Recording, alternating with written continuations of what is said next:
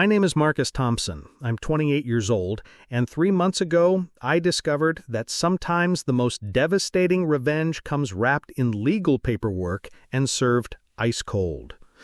Let me take you back to where this whole nightmare began. 2.5 years ago, my father, the strongest man I'd ever known, was diagnosed with stage 4 pancreatic cancer. The doctors gave him 6 months. I was working as a digital marketing consultant in downtown Chicago, making 6 figures, living my best life in a trendy loft apartment. But when Dad got sick, everything changed. I moved back into my childhood home in Oak Park, a beautiful Victorian house worth close to $1 million that Dad had spent 30 years restoring. Every weekend for decades, he'd work on that house. Hand-carved crown molding, restored hardwood floors, a kitchen that belonged in Architectural Digest. That house was his masterpiece. My sister Sarah, she's 3 years older, a corporate lawyer making serious money downtown. When Dad got diagnosed, she sent flowers and a sympathy card. When I called to tell her I was moving back to take care of him, you know what she said? "Marcus, that's so sweet of you, but I can't possibly leave my career right now. I'm up for partner. Maybe I can visit on weekends." Maybe she can visit on weekends to see our dying father. For 8 months, I watched my father fade away. I learned to give injections, manage his medications, help him to the bathroom when he was too weak to walk. I slept on the couch next to his hospital bed that we set up in the living room because he couldn't make it upstairs anymore. Sarah visited exactly 7 times during those 8 months, always for an hour or two, always with her phone buzzing constantly with urgent work calls. She'd pat Dad's hand, tell him how great he looked, then disappear back to her important life. The night Dad died, I was holding his hand. Sarah was at some corporate retreat in Napa Valley. She flew back for the funeral, cried beautifully for the cameras, then immediately started asking about estate planning. Here's where it gets interesting. Dad left everything to me, not split between us, everything to me. The house, his retirement accounts, his life insurance policy, even his vintage car collection. The will was ironclad, written by the best estate attorney in the state. Sarah was livid. "This isn't fair, Marcus. I'm his daughter, too." "I was your daughter when he was dying, too," I replied. "Where were you then?" She hired 3 different lawyers trying to contest the will, spending over $50,000 fighting it. But Dad had been crystal clear in his reasoning, which he had documented extensively. To my son Marcus, who sacrificed his career and his future to care for me in my final months. He showed me what love and loyalty truly mean. The legal battles dragged on for nearly 2 years after that. I rebuilt my life in Dad's house. I restarted my marketing business, working with clients remotely. The house felt like a sanctuary. I'd wake up every morning, make coffee in Dad's kitchen, and remember all the good times we had there. I even started dating again, met a wonderful woman named Rachel through a client referral. She was a graphic designer, smart, funny, kind. We'd been together for 8 months and things were getting serious. She loved the house, loved hearing stories about Dad, and understood why that place meant everything to me. Then came the phone call that changed everything. It was a Tuesday evening in March. Sarah called me, sobbing hysterically. "Marcus, I need help. Brad filed for divorce. He's trying to take everything. The house, the kids, even my car. His lawyer is some shark who's making my life hell." Brad was Sarah's husband of 12 years, a successful investment banker. They lived in a massive house in Lincoln Park with their 2 kids, Emma, who's 9, and Jake, who's 7. Sarah had been bragging for years about their power couple lifestyle. "I'm sorry to hear that. Sarah, what can I do?" "I need somewhere to stay while the divorce gets finalized, just temporarily. Please, Marcus, I'm your sister." Here's the thing. Despite everything that happened with Dad's will. Despite her selfishness during his illness, I couldn't turn away from family. Emma and Jake were innocent kids caught in the middle of their parents' mess. I'd always been their favorite uncle. "Okay," I said. "You can stay in the guest room until you get back on your feet." "Thank you, thank you, thank you! You're saving our lives!" That was my first mistake. Sarah moved in the next weekend with 2 SUVs full of stuff. Not just clothes and personal items, furniture, kitchen appliances, boxes and boxes of things that clearly weren't temporary belongings. "Where should I put Mom's china cabinet?" she asked, directing the movers. "Sarah, that's staying in storage. This is temporary, remember?" She gave me this look like I was being unreasonable. "Marcus, my children are going through hell. Their father abandoned them, they had to leave their home, and they're struggling in school. If a dog helps them cope, then we're getting a dog." "This is my house, Sarah. I said no." Her expression went cold. "Right now, this is our house. We're family, and we make family decisions together." I should have kicked her out right then, but I kept thinking about Emma and Jake, how confused and hurt they were. So I tried compromise. "If you want a dog, find a small one, hypoallergenic, and it's your responsibility completely." She smiled sweetly. "Of course." 2 days later, she came home with Thor. Thor was not small. Thor was not hypoallergenic. Thor was a massive 95-pound German shepherd with behavioral issues that the rescue had conveniently forgotten to mention. The previous owners had surrendered him because he was too energetic for apartment living. Too energetic? This dog was a tornado with teeth. Within 24 hours, Thor had chewed up the legs of Dad's antique dining table, peed on the Persian rug in the hallway, and somehow got into the kitchen cabinets and destroyed a week's worth of groceries. My allergies kicked in immediately. My eyes were streaming, my throat was closing up, and I couldn't breathe properly. I had to start taking Benadryl just to function in my own house. "Sarah, this isn't working. The dog is too big, too destructive, and I can't breathe. He just needs time to adjust. The kids love him already. Look at what he did to Dad's table." She glanced at the chewed furniture dismissively. "It's just stuff, Marcus. Dad would want his grandchildren to be happy." "Just stuff? That table was a 200-year-old family heirloom." But it got worse. So much worse. Thor wasn't house-trained, despite what the rescue claimed. He'd pee anywhere, anytime, and somehow always chose the most expensive things to destroy.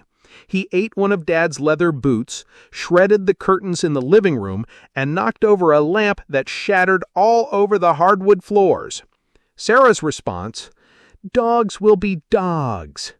Meanwhile, she was making herself more and more at home. She invited her divorced friends over for support group meetings that were really just wine nights where they'd complain about men until 2 a.m. She started receiving mail at the house, changed her address with the bank, even had a handyman come fix the bathroom without asking me. "Sarah, what's going on? This was supposed to be temporary."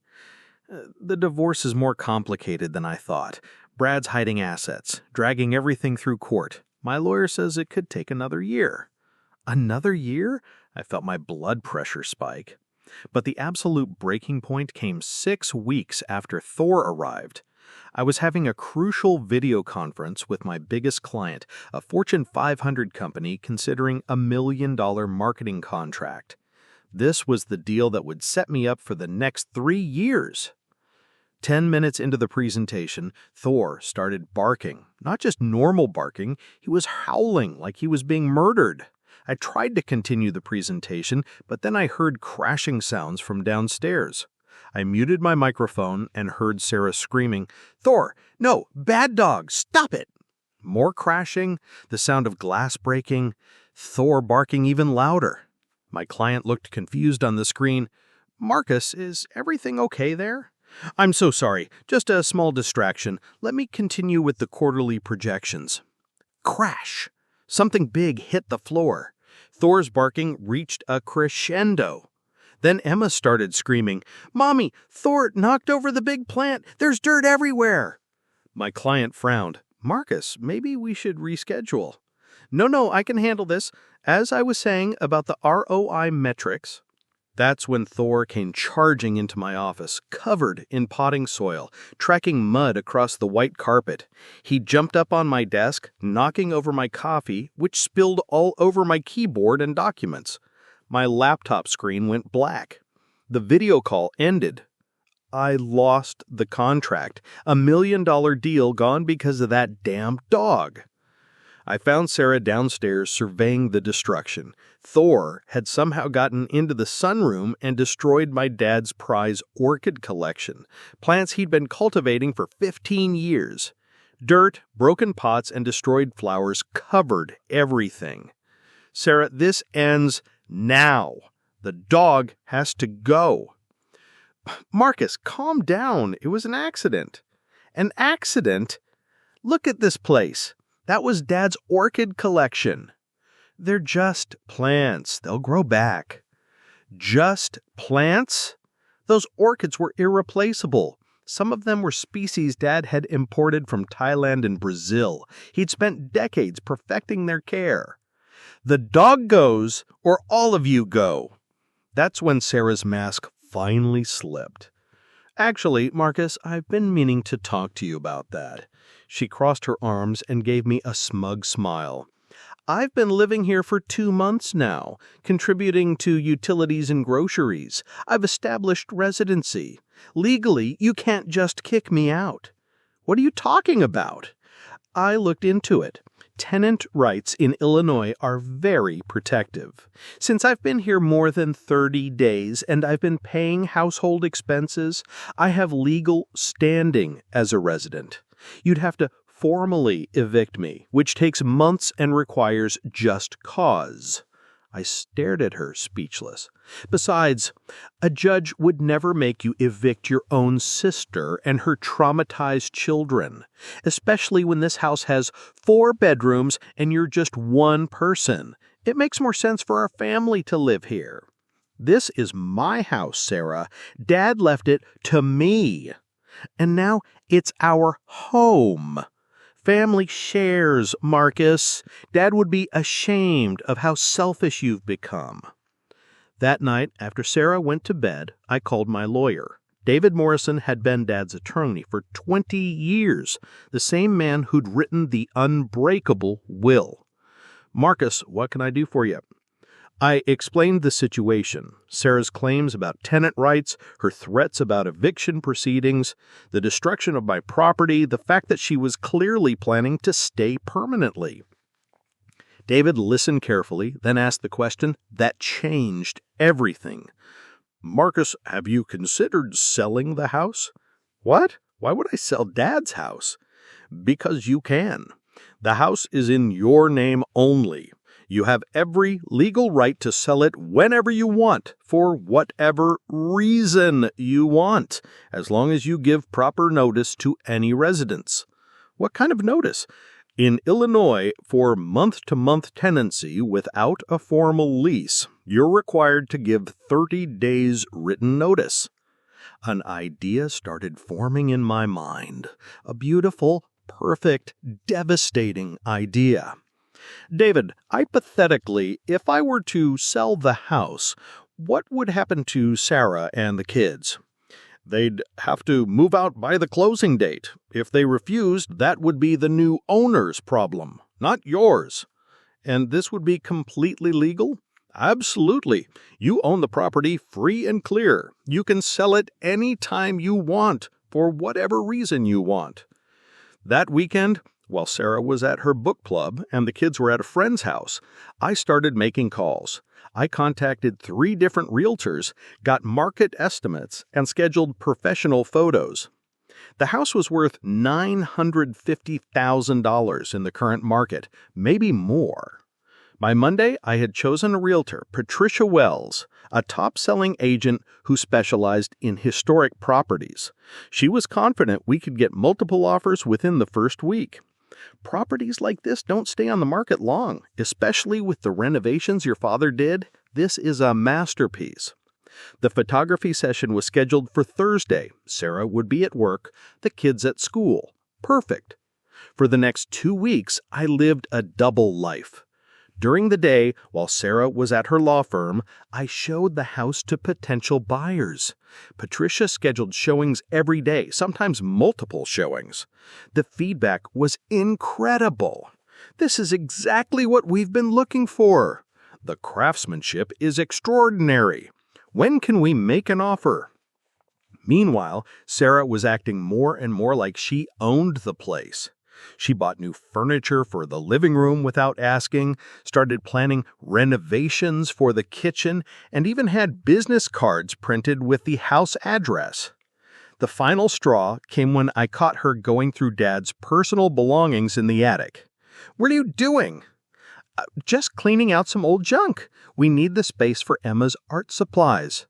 "Junk?" I looked at what she was throwing away. Dad's war medals from Vietnam, photo albums from his childhood, love letters between him and Mom, a wooden box containing his father's pocket watch. "Sarah, this is Dad's stuff. These are family heirlooms. Marcus, he's gone. Keeping this stuff won't bring him back. The kids need space for their things." She was literally throwing away my father's memory to make room for art supplies. That afternoon, I accepted an offer. $985,000, all cash, 30-day closing. The buyers were Jim and Carol Peterson, a retired couple from Wisconsin who fell in love with the house's character and history.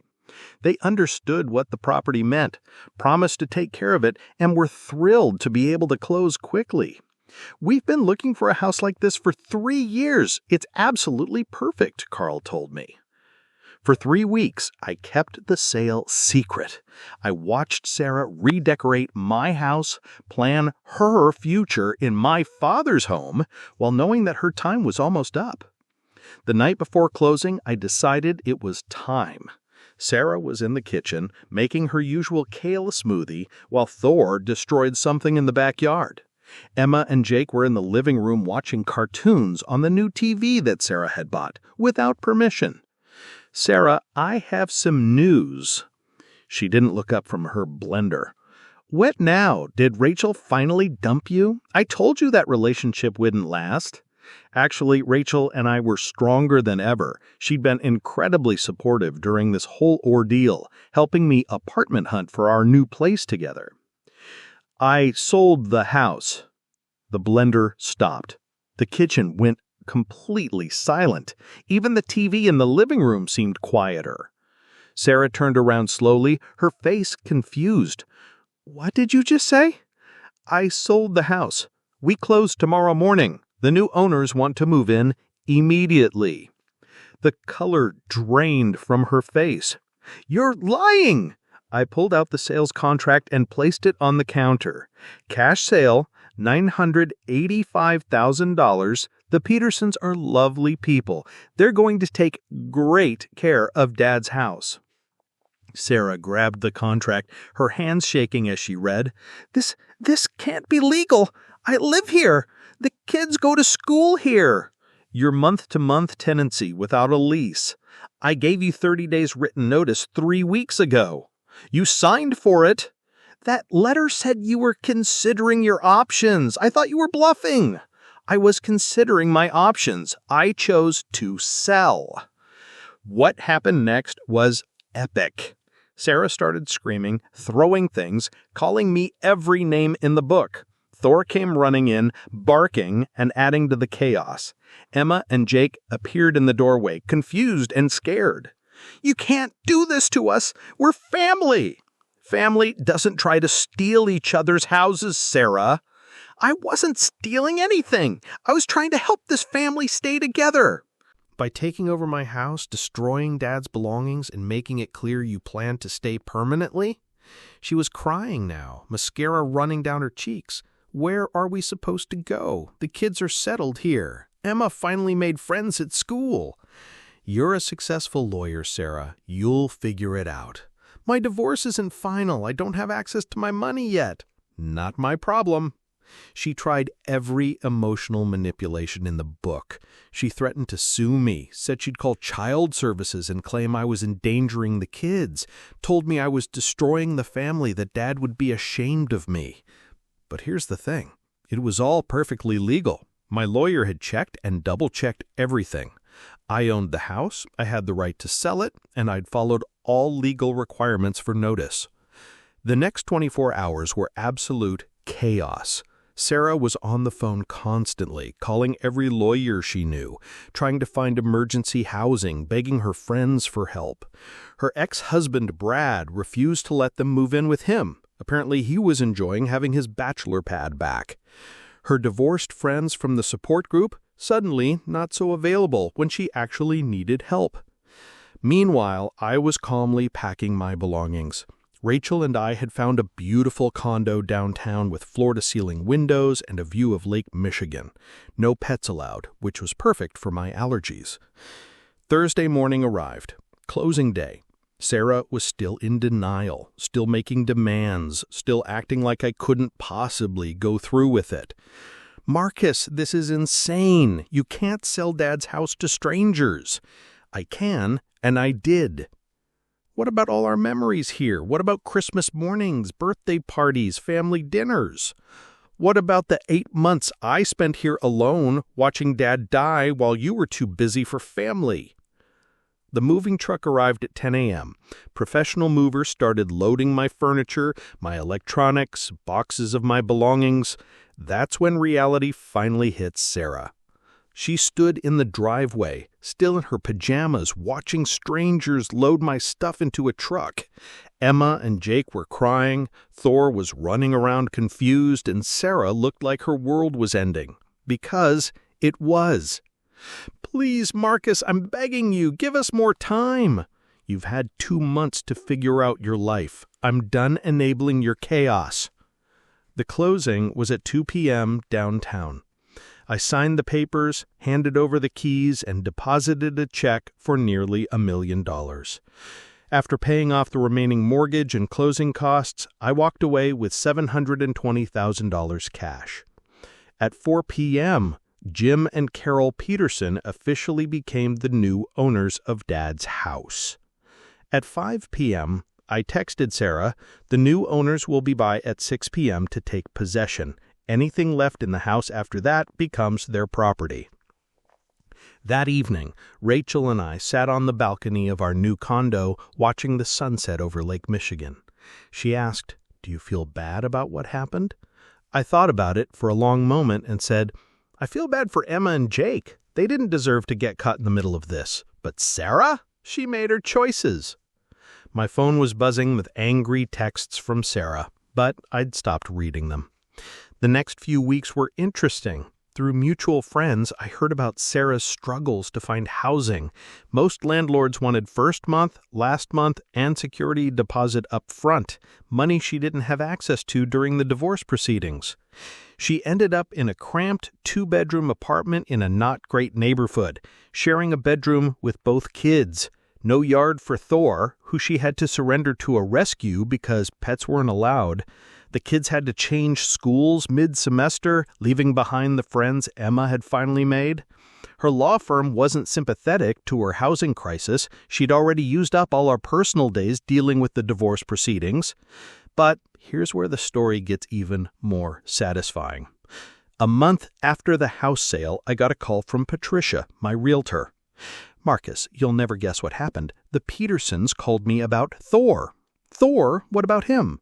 "They heard about the German Shepherd that your sister had to give up, and they've been looking for a companion for their dog, Buddy, who's also a German Shepherd. They adopted Thor from the rescue yesterday." I started laughing. "Are you serious?" "Dead serious. They said Thor is perfect for their lifestyle. They have 5 acres, and he gets along great with Buddy. They're calling it Fate. So Thor, the dog that destroyed my life for 2 months, found his perfect home with the people who bought my house. Karma works in mysterious ways. 2 months after that, Sarah's divorce finally went through. She got a decent settlement, not the million she'd been hoping for, but enough to get back on her feet. She called me, crying again, but this time it was different. "Marcus, I owe you an apology, a huge apology." "Go on." "I was selfish and entitled. I took advantage of your kindness, and I tried to manipulate you into letting me steal Dad's house. I was wrong." "Yes, you were. I've been thinking about those last months with Dad, about how you sacrificed everything to take care of him while you were too busy with your career. You deserved that house. You earned it." "I know." "Is there any way we can fix this? Any way we can be family again?" I was quiet for a long moment. "The kids can come visit me anytime they want. You are going to need to earn back my trust, and that's going to take a very long time." "I understand." And slowly, very slowly, we've been rebuilding some kind of relationship.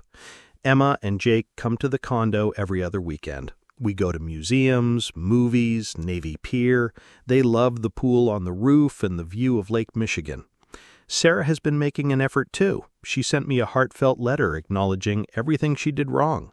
She's been going to therapy to work on her entitlement issues and her tendency to manipulate people.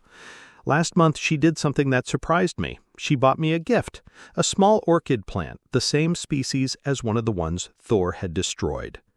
"I know it can't replace Dad's collection, but I thought you might want to try growing one again." It was a small gesture, but it meant something. As for me, Rachel and I got engaged 3 months ago. We're planning a small wedding next spring, and we've been looking at houses in the suburbs. Something with a yard, maybe space for kids someday. And yes, we're considering getting a dog. A small, hypoallergenic one. The best part of this whole story happened last week. I was at Whole Foods loading groceries into my car when I heard someone call my name. Marcus Thompson. I turned around to see Carol Peterson, one of the half of the couple who bought Dad's house. "Carol, how are you? How's the house?" Her face lit up. "Oh, Marcus, we absolutely love it. Jim finished restoring the crown molding in the dining room, and I've been working on the garden. Your father had incredible taste." "How's Thor doing?" "He's wonderful. He and Buddy are best friends, and he's so well behaved now that he has space to run. We can't imagine life without him." She pulled out her phone and showed me pictures. Thor, massive and happy, running around a huge backyard with another German Shepherd. Both dogs looked healthy and loved. "You know, we found a box of your father's things in the attic. War medals, some photographs, letters. We'd love to return them to you." My throat tightened. Sarah had thrown that stuff away, but somehow it had survived. "I would love that. Jim and I were wondering if you'd like to come for dinner sometime, see how we've been taking care of the house. We'd love to hear more stories about your father and all the work he put into the place." "I'd like that very much." So this Sunday, Rachel and I are going back to Dad's house for the first time since I sold it. We're going to have dinner with Jim and Carol, play with Thor and Buddy in the backyard, and I'm going to get back some of Dad's belongings that I thought were lost forever. The house is in good hands. Thor found his perfect family. Sarah learned some hard lessons about entitlement and family. Emma and Jake are adapting to their new life and still get to have their uncle in it.